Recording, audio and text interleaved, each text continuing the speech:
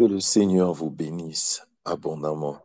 Si vous avez vos Bibles, s'il vous plaît, ouvrez-les dans Matthieu au chapitre 16 et nous lirons ensemble à partir du verset 13. Si quelqu'un peut lire pour nous, Matthieu chapitre 16 à partir du verset 13 jusqu'au verset 20.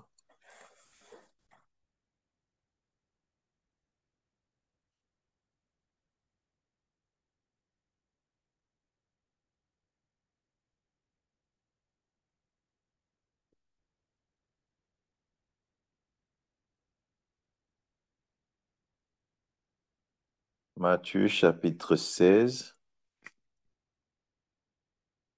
à partir du verset 13. Le thème que nous sommes en train d'étudier est un thème qui est très, très, très important. Et je prie Dieu pour que nous puissions tirer le meilleur de ce thème en rapport avec notre destinée prophétique,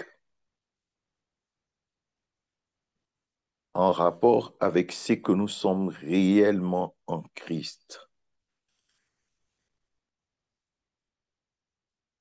Il est important que nous ne puissions pas perdre de vue notre identité. Parfois, nous sommes comme atteints par l'amnésie spirituelle. Quelqu'un qui est amnésique ou qui souffre de l'amnésie, c'est quelqu'un qui est insensible à certaines réalités. On peut mettre une aiguille sur sa peau, il ne ressentira aucune douleur. Il est insensible.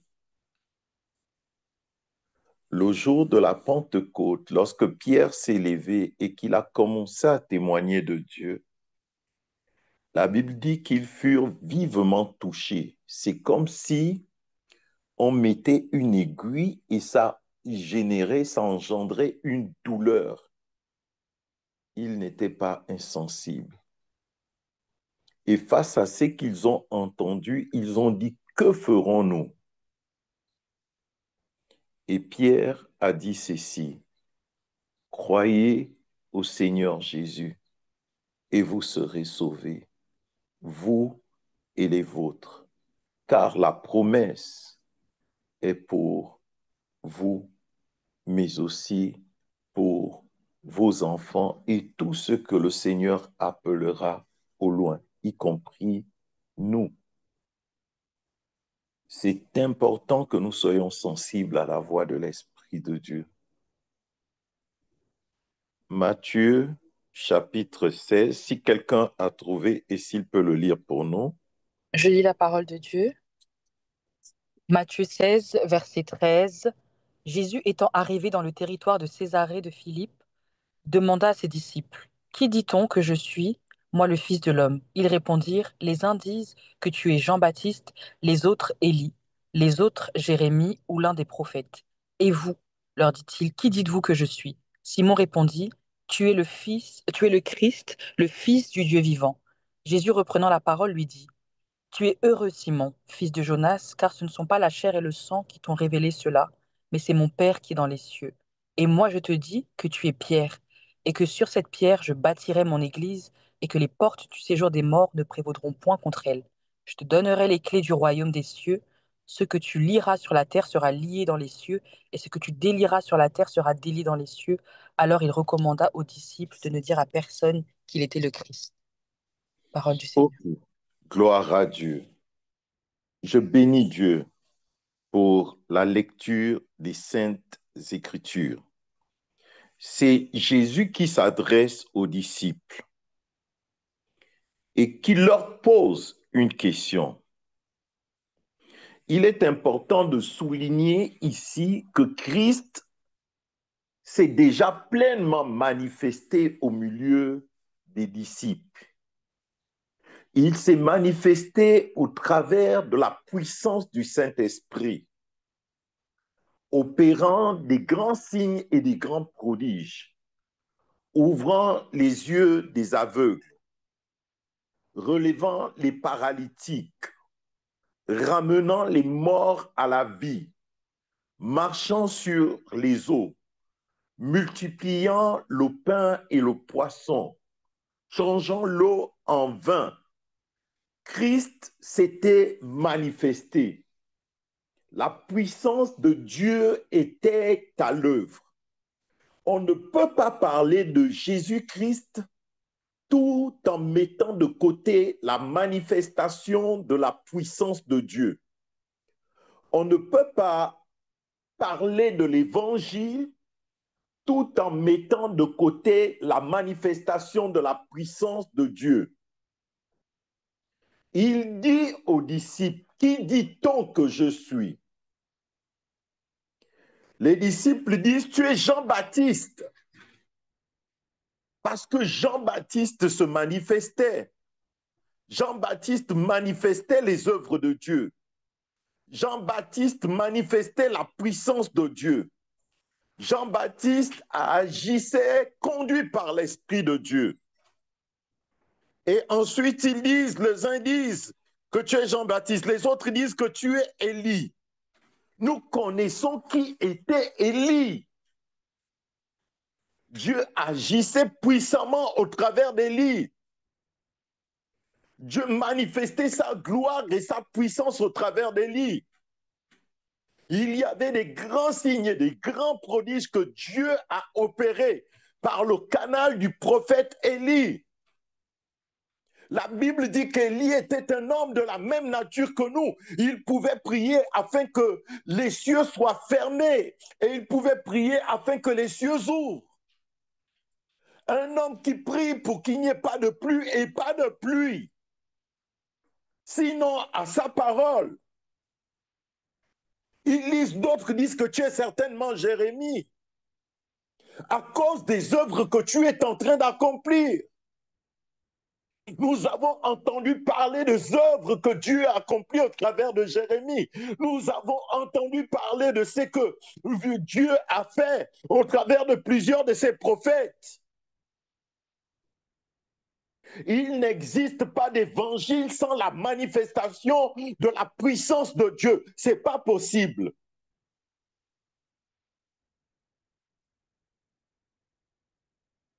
Et donc, il se réfère à Jean-Baptiste. Il se réfère à Élie. Il se réfère aussi à Jérémie.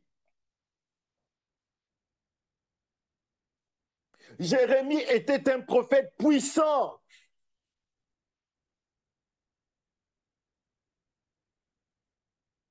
Pour déraciner et pour planter au travers de la puissance de Dieu.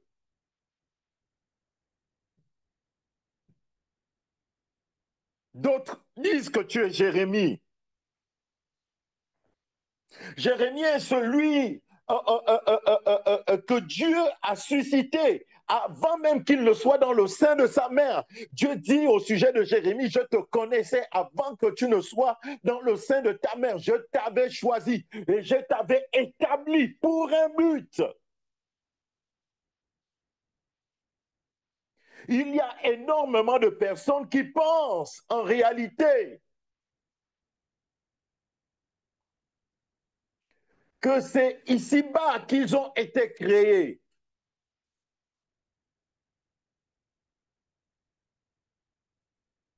Mais je veux que tu saches que tu es né dans la pensée de Dieu. Dieu te crée déjà avant même que tu ne sois dans le sein de maman.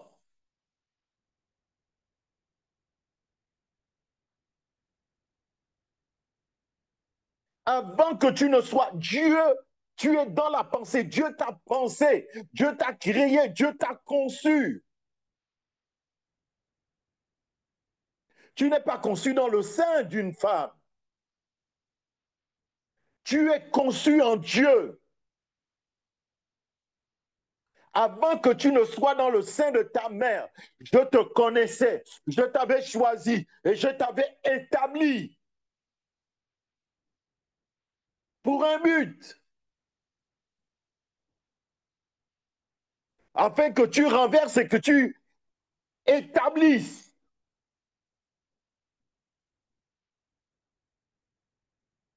J'étais établi sur les nations et contre les royaumes.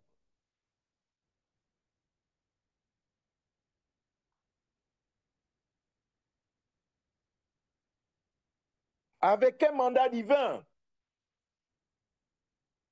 Et au moment choisi par Dieu, il te met dans le sein de maman. Et ensuite, tu n'es quelque part sur la terre.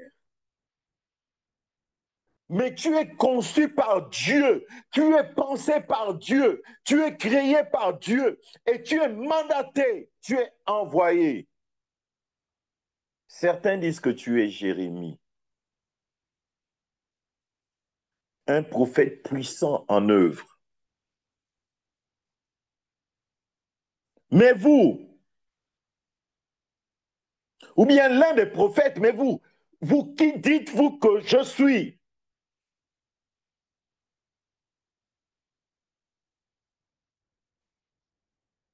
Qui dites-vous que je suis? Simon, inspiré par Dieu, répond en disant ce qui suit. Tu es le Christ. Christ signifie ouin. Ouin signifie onction. Onction, c'est la capacité que Dieu met dans un être humain pour briser le joug. Quand on dit que quelqu'un a l'onction, c'est qu'il a reçu une capacité surnaturelle pour briser le joug. L'onction est étroitement liée à la mesure surnaturelle que Dieu fait reposer sur vous. Tu es le Christ. Et c'est Pierre qui parle. Le Fils du Dieu vivant. Pourquoi il dit le Christ? Parce qu'il y a une onction qui est en lui. Et cette onction brise les jours. Pierre a vu, il avait travaillé toute la nuit, il n'a pas pris de poisson. Jésus lui dit, avance en pleine eau, jette tes filets. Il jette les filets, il prend une grande quantité de poissons. C'était de l'ordre du surnaturel. En observant et en voyant toutes les œuvres glorieuses que Christ opérait, Pierre, au-dedans de lui, savait que celui qui était en face de lui n'était pas un homme ordinaire, mais c'était le Christ, le dépositaire de la plénitude de l'onction divine. Et il dit, le Fils du Dieu vivant. Pourquoi il dit le Christ, le Fils du Dieu vivant? Pourquoi? Parce qu'en fait, il y a plusieurs faux Christ. Et il y a plusieurs faux dieux. Dieu avec des minuscules. Et c'est pourquoi il précise, il dit, tu es le Fils du Dieu vivant. Pourquoi? Parce que les autres dieux là sont morts. Et c'est important que nous puissions comprendre cela en rapport avec les mystères des portes. Il est important pour nous de comprendre cela. Le Fils du Dieu vivant, Dieu vivant, Fils de Dieu, du Dieu vivant. Tu es le Christ, le Fils du Dieu vivant. Tu es le dépositaire de l'onction. Il n'existe aucun être qui soit semblable à Christ. Je vous ai dit dimanche dernier qu'il a reçu le nom qui est au-dessus de tout nom, afin qu'en son nom tout genou fléchisse et toute langue confesse qu'il est Dieu à la gloire du Père Tout-Puissant. Ici, Pierre dit, tu es le Christ, le Fils du Dieu vivant, parce qu'il y a des dieux morts. C'est pas qu'ils n'opèrent pas, c'est pas qu'ils ne font pas des signes. Si, ils font des signes, et souvent ce sont des signes mensongers. Ce qui se passe ici, c'est qu'il n'existe aucun être qui soit comme lui. Il est le Dieu Tout-Puissant. La Bible dit dans Jean au chapitre 1, Jean au chapitre 1, à partir du verset 1, au commencement était la parole était avec Dieu, la parole était Dieu, et la parole a été faite chair, elle a habité au milieu de nous, pleine de grâce et de puissance. Cette parole faite chair qui était au commencement, c'est Jésus-Christ. Il est lui-même le Verbe, il est la parole qui était au commencement. C'est lui, au travers de lui, lorsqu'il a été dit que la terre soit, et la terre fut, il est celui-là même qui amenait toutes choses à l'existence. Il est le Fils, le Christ, le Fils du Dieu vivant. En dehors de lui, il n'y a pas un autre Dieu. Et Pierre, poussé par l'Esprit, fait cette déclaration. Jésus, reprenant la parole, lui dit, tu es heureux, Simon, fils de Jonas. Pourquoi il dit à Pierre, tu es heureux? Parce qu'en réalité, ton bonheur dépend de la révélation que tu as de Christ.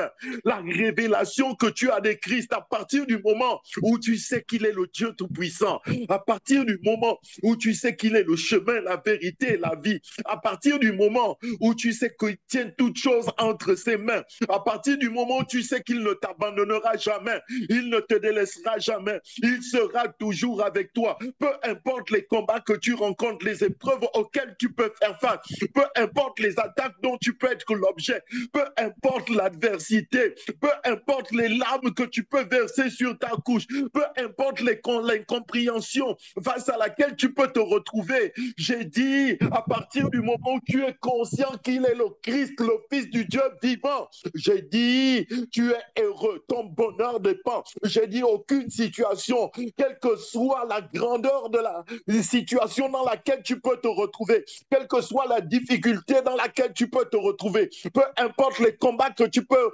rencontrer, à partir du moment où tu sais que Christ est le Fils du Dieu vivant et que tu as Christ dans ta vie, tu l'as dans ton cœur, j'ai dit, tu es heureux parce qu'aucune de ces Amen. situations ne pourra te maintenir dans la captivité. Aucune de ces situations ne pourra te maintenir dans cet état. Peu importe que le temps prendra, peu importe que le temps que cela prendra, Dieu finira par te délivrer parce que tu as mis ta confiance en lui. Il est celui qui n'abandonne pas ceux qui ont les regards fixés sur lui. Il est un secours dans la détresse.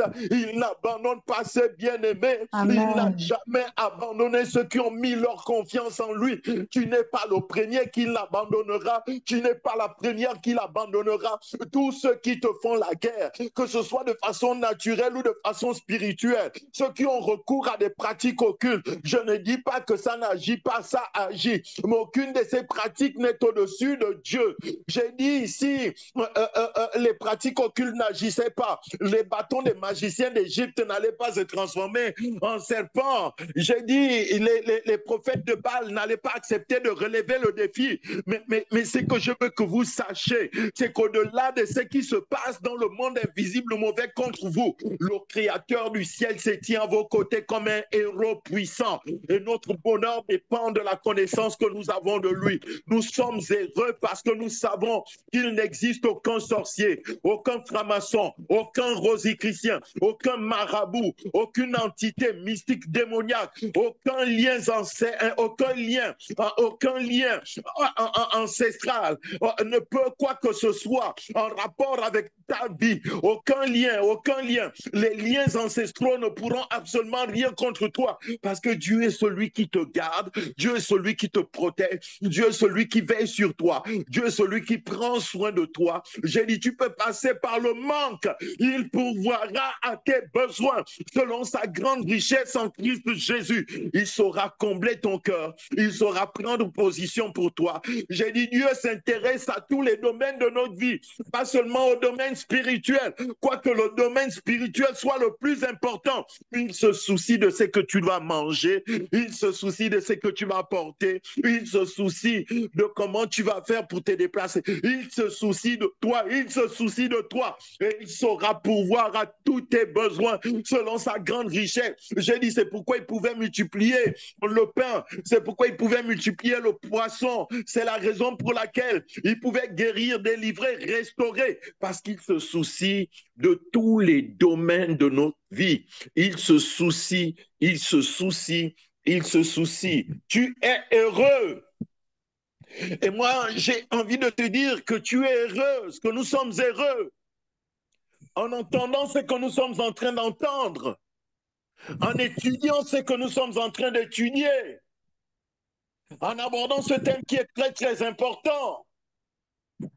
Et il dit, ce n'est pas la chair, ce n'est pas le sang qui t'ont révélé cela, mais c'est mon Père qui est dans les cieux. Tu n'es pas en Christ par hasard. Tu es en Christ parce que Dieu t'a choisi, Dieu t'a appelé. Il a posé sa main sur toi. Nul ne peut venir au Père si le Père ne l'attire. Tu es là parce que tu es le choix de Dieu. Amen. C'est lui qui t'a appelé. Tu es le fruit de sa volonté. C'est mon Père qui est dans les cieux, qui te l'a révélé. Et moi, je te dis que tu es pierre et que sur cette pierre, je bâtirai mon église et que les portes du séjour de mort ne prendront point contre elle. J'expliquais ceci en rapport avec les portes. Lorsqu'on se réfère aux portes, on parle par exemple des portes d'une ville. Autrefois, lorsqu'on parlait des portes d'une ville, il était question du lieu de décision. C'est là qu'on décidait. Les portes d'un pays, c'est aux portes qu'on décidait. Parfois, certaines choses que nous vivons ici-bas puisent leur résolution dans le monde invisible mauvais. Est-ce que vous savez qu'il y a des gens qui peuvent se rassembler et comploter contre vous autour des entités mystiques et démoniaques,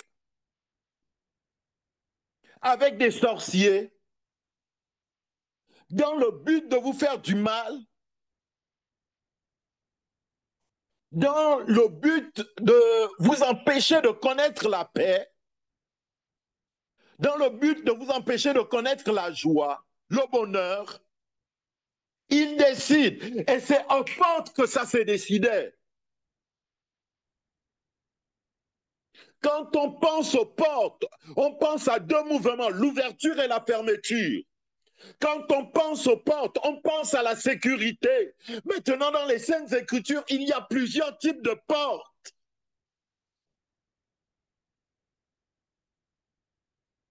Mais la porte que j'aborde avec vous en ce moment, c'est la porte qui est étroitement liée à la décision.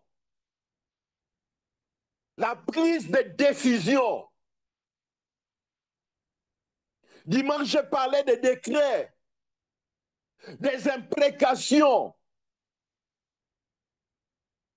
Je parlais des proclamations, des incantations. Des choses qui sont faites, des résolutions qui sont prises dans le but de vous faire mal. J'ai une bonne nouvelle.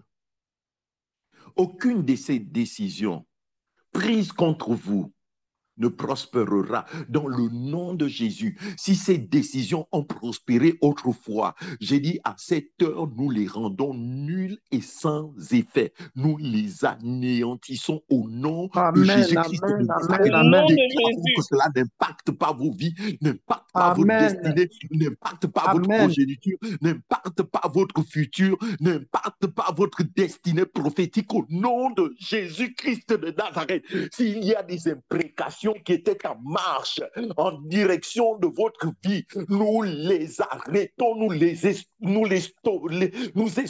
stoppons ces imprécations au nom de Jésus-Christ de Nazareth. Nous déclarons que ces paroles maléfiques sont stoppées, arrêtées net. Au nom de Jésus, nous les anéantissons au nom de Jésus-Christ de Nazareth. Jérémie a opéré dans la puissance de Dieu. Élie a opéré dans la puissance de Dieu. Jean-Baptiste a opéré dans la puissance de Dieu. Nous également en Christ Jésus, nous opérons dans la puissance de Dieu. Tu es, et moi je dis que tu es Pierre. Et sur cette pierre, je bâtirai mon église. Il est important de comprendre ce que c'est l'église. Aucune puissance des ténèbres ne peut vaincre l'église. Quand on parle d'église, il n'est pas simplement question de se retrouver une fois de temps en temps les dimanches. Il est question d'une structure vivante, un corps dont Christ est la tête, un corps qui opère dans la dimension du surnaturel, un corps qui marche dans la puissance de l'onction, un corps qui agit et au travers duquel se manifestent des grands signes et des grands prodiges. Les aveugles voient, les sourds entendent, les paralytiques se lèvent et marchent. C'est la puissance de l'église. Il dit, je bâtirai mon église. Il dit, je bâtirai mon église. Il dit, je bâtirai mon église. Il dit, je bâtirai mon église.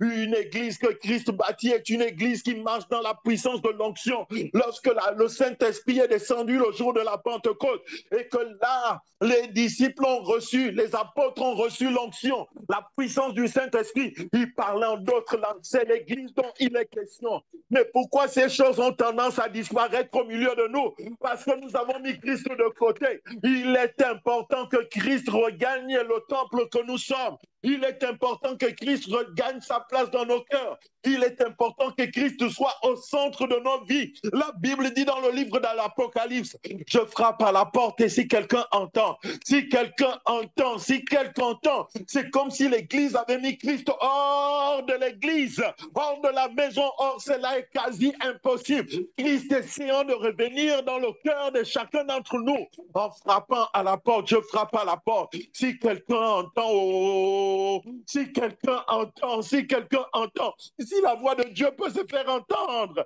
et si tu peux ouvrir ton cœur, si tu peux ouvrir la porte de ton cœur, il dit, j'entrerai, je souperai avec lui et lui avec moi. Je veux souper avec toi, je veux que tu soupes avec lui. Qu'est-ce que nous mangeons quand Christ vient en nous? Qu'est-ce que nous mangeons quand Christ vient en nous? Qu'est-ce que nous mangeons quand Christ vient en nous? Nous mangeons la parole de Dieu. L'homme ne vivra pas seulement de pain, mais aussi de toute parole qui sort de la bouche de Dieu. Je l'ai entendu il y a plusieurs années de cela. Et cela sortait de la bouche d'un homme que Dieu utilisait puissamment. Renard banquet, les aveugles voyaient, les sourds entendaient, et les paralytiques marchaient. Nous étions au salon à Port-Gentil, à peu près une dizaine de personnes, et il nous parlait. Oh, bien-aimé, Jésus-Christ agit encore aujourd'hui. Il a dit, je bâtis mon église, et les portes de l'enfer ne prévaudront point contre elle. J'ai dit, Dieu te donne l'onction nécessaire pour que tu puisses prier pour les malades. Dieu te donne l'onction nécessaire